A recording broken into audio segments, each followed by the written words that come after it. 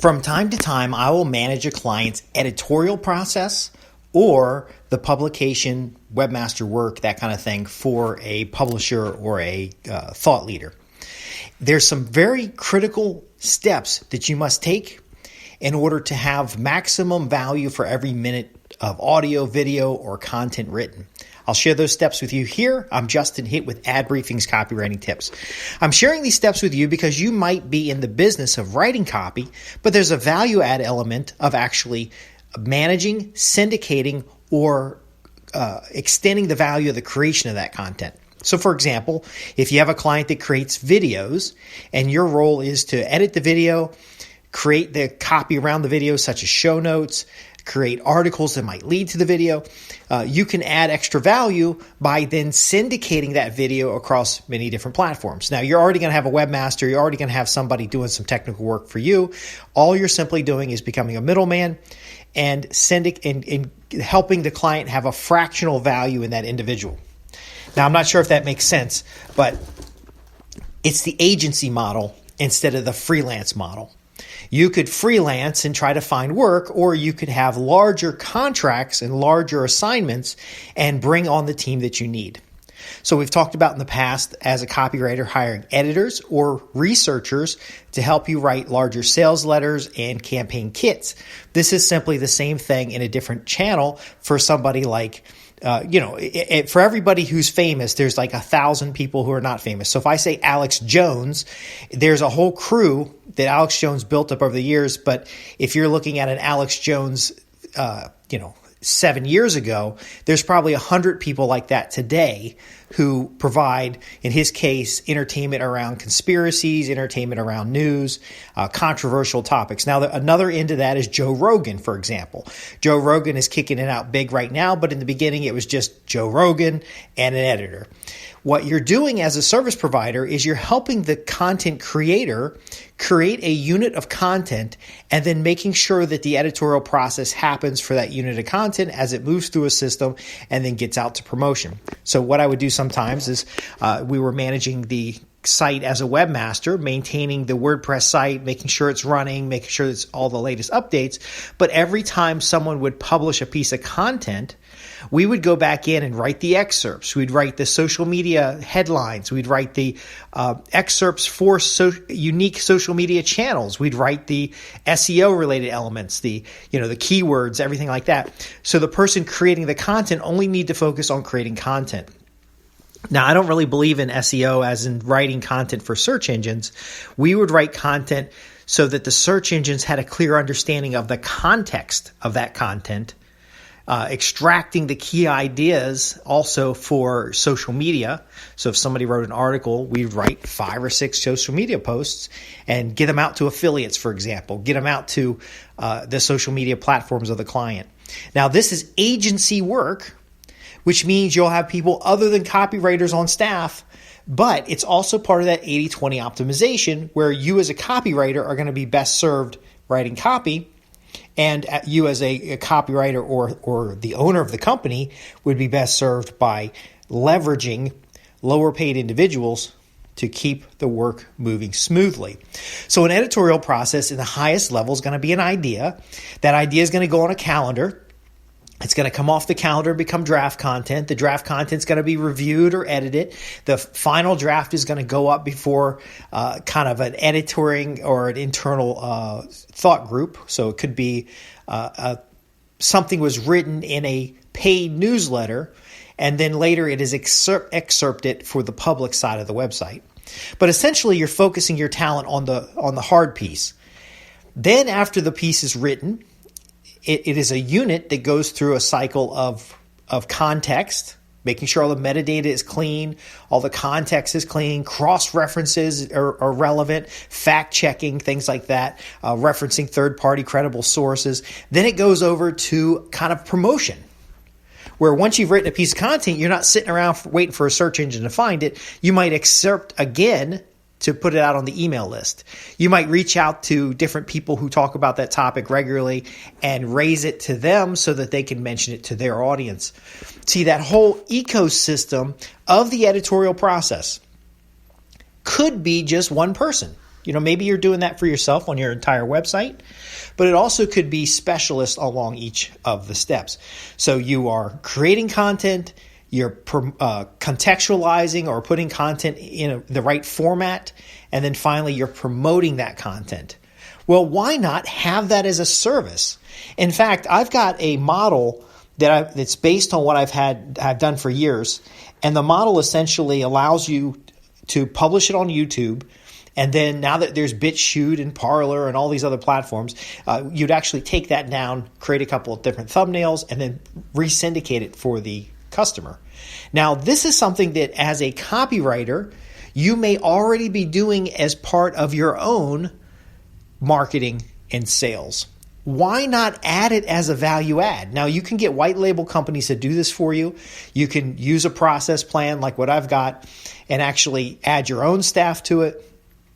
You can also make the work modular. Like I was working with one guy, he would record a video podcast, send it to Fiverr. Fiverr would edit it and clean it up really rough. And then the video would then be sent to a transcriptionist. And sometimes it was the transcriptionist did the full item, and they would in parallel send the transcript away to be excerpt.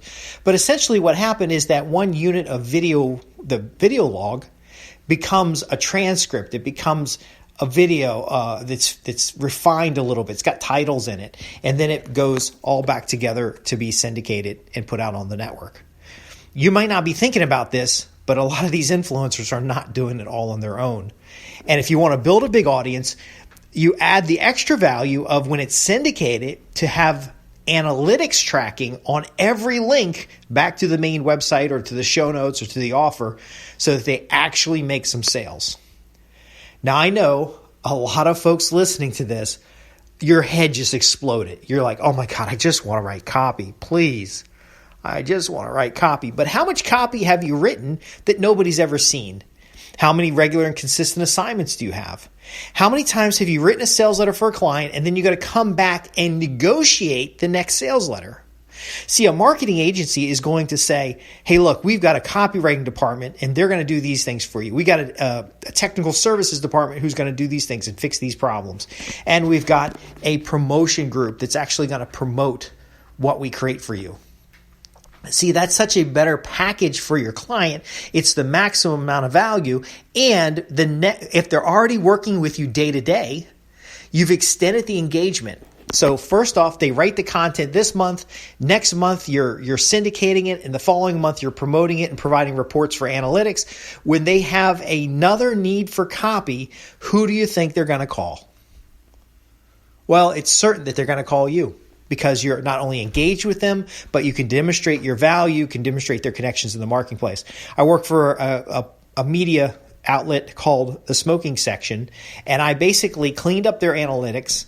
First, they wanted me to just do some webmaster stuff, but I cleaned up their analytics, advised on topics that they should be covering, gave them feedback on not keywords, but context, which artists were getting most pickup.